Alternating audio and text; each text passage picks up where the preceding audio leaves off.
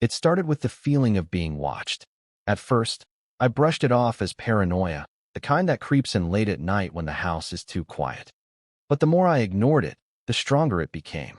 Lying in bed, I would feel eyes on me, sharp, unblinking, fixed. I told myself it was nothing, just tricks of the mind. But deep down, I knew something was there. The first night I noticed it, I was scrolling through my phone, half asleep, when the air in my room shifted. It grew colder, heavier, like a presence had settled into the space with me. My lamp flickered. I glanced toward the corner of the room, and though it was cloaked in shadow, I could have sworn I saw something move. A tall, dark figure, standing perfectly still, just watching. I blinked, rubbed my eyes, and it was gone. The next night, it was closer. I woke at 3:07 a.m., my body frozen in place, unable to move. At the foot of my bed, silhouetted in the faint light from the window, stood the same figure.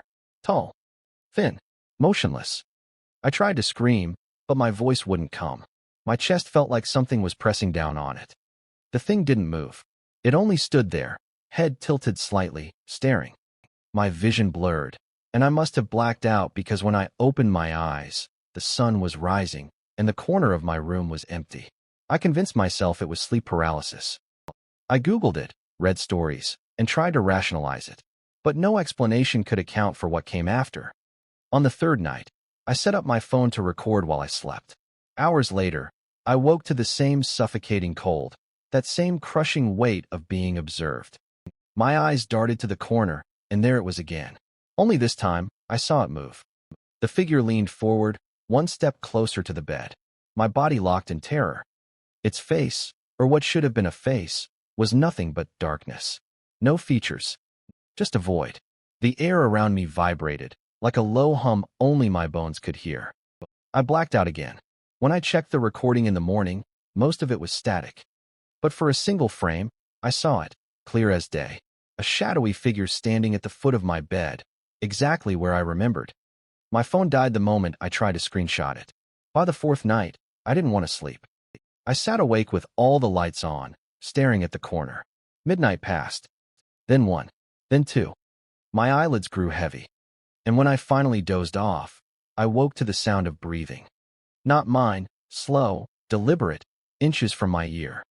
I froze, every hair on my body standing on end. When I turned my head, there was nothing beside me. But when I looked back to the corner, the figure was gone.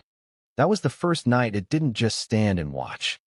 The fifth night, I locked my door, barricaded it with a chair, and kept a baseball bat in my hand. I told myself it was just in my head.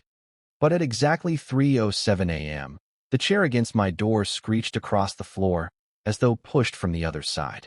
My door creaked open, inch by inch. And there it was, sliding into the room, slower than humanly possible, its limbs stretching unnaturally long. I swung the bat. It passed through nothing. The figure was already standing at the foot of my bed. I don't remember falling asleep. I don't remember anything after that moment. I only remember waking up on the floor, my door still locked, the bat lying across the room. Now, every night, it comes. Sometimes it stands in the corner. Sometimes at the foot of my bed. Sometimes it's closer. I feel its breath on my face. I hear it whisper, though I don't understand the words. I don't know why it hasn't taken me yet, but I know this: it never leaves. And when the clock strikes 3:07 a.m., I know I am not alone. Because something watches me every night.